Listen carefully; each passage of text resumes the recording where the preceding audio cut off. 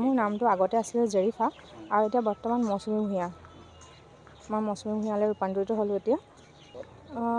তেখেতৰ লগত চিনাকি বুলি ক'বলৈ চিনাকি বহুত পুৰণিয়াই, 12 বছৰ চিনাকি বাৰু। 12 বছৰ অন্তৰত আজিৰ দিনটো আহিছে। প্ৰথমতে আপোনালোক সকলোলৈ ধন্যবাদ। মোৰ নাম দেৱজ্যোতি ভূঞা। মই কমাৰশদিয়াৰ আপোনাৰ দেৱেন ভূঞাৰ সৰু পুত্ৰ আৰু মোৰ এই ধৰ্মপত্নী। প্ৰথম তেওঁ নিজৰ আপোনাৰ ধৰ্ম সলনি কৰি জাতি সলনি কৰি সম্পূৰ্ণৰূপে সনাতন ধৰ্ম গ্ৰহণ কৰি মোৰ লগত আজি বিবাহ পাশত আবদ্ধ হৈছে। তেওঁৰ নাম আগতে আছিলে আপোনাৰ জেৰিফা, এতিয়া বৰ্তমান তেওঁ আমাৰ সনাতন ধৰ্মৰ মতে মৌচুমী ভূঞা নামো গ্ৰহণ কৰিছে।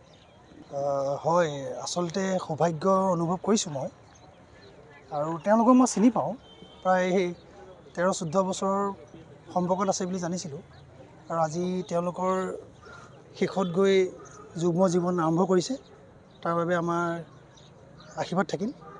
সমস্যা মানে কি আৰু প্ৰেমৰ যিহেতু সম্পৰ্ক আছিল, আৰু তেওঁলোকে ছোৱালীজনী মুছলিম আছিল আৰু ল'ৰাটো হিন্দু, আৰু ল'ৰাজনৰ লগত মোৰ খুব ভাল ল'ৰা। আৰু যিহেতু সকলো জানোৱেই মই বিচাৰিছোঁ যাতে বাকী জীৱনটো যাতে ভালদৰে পাৰ কৰিব পাৰে।